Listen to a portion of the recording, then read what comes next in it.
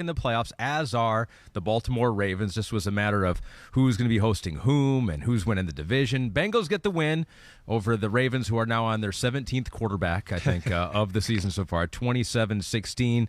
The Bengals finished the season on an 8-game winning streak, tying a franchise record. And then afterwards in the locker room, Joe Burrow doing what he does after a victory. We saw it after his LSU days.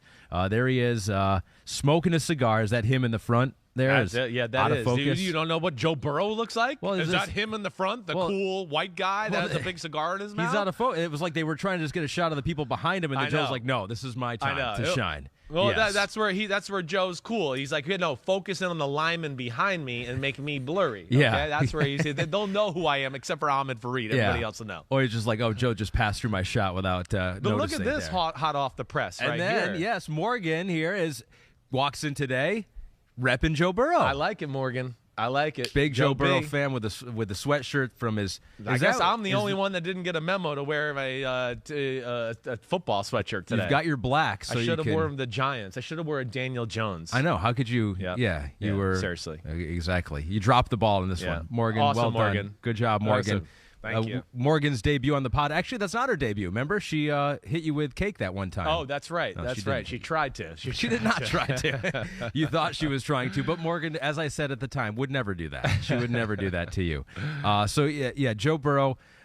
I think you look at the Bills, the Chiefs, right? But the Bengals, you've said. Yeah, go ahead. What do you think? You said you think they're the most complete, have the fewest questions. Yeah. I think and that doesn't always necessarily mean you win, because you could be so elite in one area that you can overcome some of that. Yeah. But their ability to match up with more teams favorably, I think, jumps out to me more than the other two. Why is that? Can score? Their offense score? Can play defensive struggle type of game? That's fine. 16-13, they're okay with that. He'll just dink and dunk in, play defense.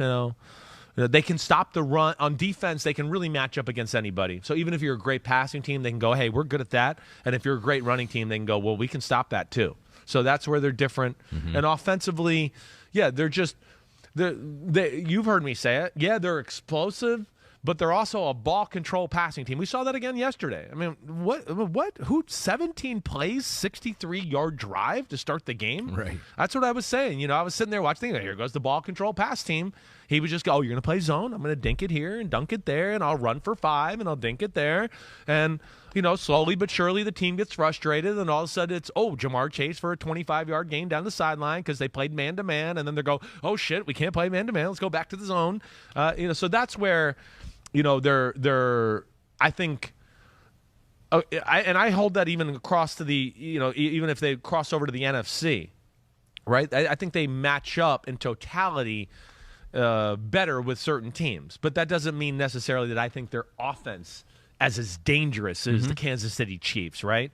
Or maybe they don't even have some of the guys who can make plays in big moments like the Kansas City Chiefs. But I just think overall schematics team, I don't ever look at a spot and go, ooh, that worries me against this team this week. Right? Well, you hear me against Baltimore every week. Baltimore, they're big, they're physical, they're going to run on it. I don't worry about that with Cincinnati. They can play that game. And that's what they did yesterday. It's a weird game, Ahmed, yesterday. Weird. Because they jumped out. Then you're going to play them the next week. Yeah. Baltimore wants to fight to get back into the game because they want to go, wait, we were third-string quarterback, and we made it a game. So if we have Lamar next week, we can go in there and beat them, right? And then Cincinnati's also like, we took the lead, and we want to save ourselves for next week. So there's a lot of things there. It's hard to gauge the game emotionally a little bit. But I do give Baltimore credit for hanging in there and continuing to fight. I mean, that's what they do. But I just wonder, what I'm interested to see when I watch the film is just like, did Cincinnati go all in? Did they get conservative in the second half and just go, let's go to the basic plays of the playbook. Let's not show them too much. Yeah. Those are things I need to figure out and watch it back. They really didn't do anything offensively after, they had another field goal drive, but after their field goal touchdown. That's what I want to see. Right. I know. Was it take the foot off the gas pedal, or was it Baltimore doing some things and going, oh, no, we've caught on here and we can slow you down? Yeah, Baltimore did beat Cincinnati earlier this year when they had Lamar. Yep. That was week 5. That was a long time ago. So they're going to play on NBC coming up this weekend in the playoffs. Now, Daniel Kunimoto says, do you think Lamar Jackson will be back, and how much of a chance do the Ravens have without him against the Bengals? So Anthony Brown played in this game. Yeah. The undrafted 24-year-old rookie out of Oregon.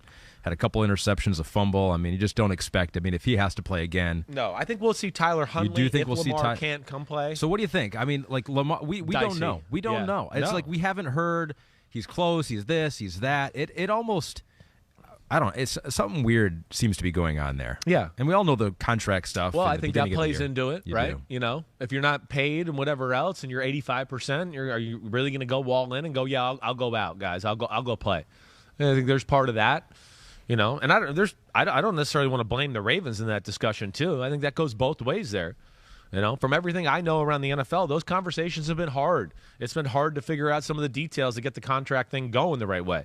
And then, yes, what I've been told, I told you off air a little bit. You know, last week, the knee wasn't good. It was still very swollen. So I don't know what to expect. And I get the sense that the Ravens don't really know what to expect because, yeah, he is injured. Yeah, he is Superman. And, yeah, there is the contract situation. So I think they're trying to be nice to him without being insensitive and pushing him along. Mm-hmm. You know, and it is a very weird situation. But, like, hey, can they, with like Tyler Huntley go in there and upset the Cincinnati Bengals? Yeah, they can. I think it's going to be one of those things, Ahmed, where they're going to have to force something to happen. Like, if the game's clean on both sides, they're not going to win the game. But if Marlon Humphrey can get a pick six, or they can get a strip sack down on the 5-yard line and recover the ball and stuff like that, then okay, we could be in this could be an upset type of football game. Right. They're going to know how to play them, right? That's what's scary about these wild card division matchups. You know, some of the bread and butter things, some of the things you like to do as curveballs. The team knows that. They're like, if it's not a curve to us, we play you twice a year. So we're ready for it. And that's where it can be scary. But, like, as far as the rest of that question, can they make a serious run in the AFC playoffs without Lamar Jackson? I don't think so. No, they need something else to help that offense. It can't just be overpowering run game to get to the Super Bowl. It's not like they have that elite defense that can keep them into games. It's a good defense, and they play it the right way. And like you saw yesterday, I mean, they can stop the run. We know that. You know, they're good in pass coverage. But yeah, they're not the Ravens of the past where you can go, oh, well, if the game's 13-all, the Ravens are going to win it. They're going to run, and their defense is going to be unstoppable. It's not quite that.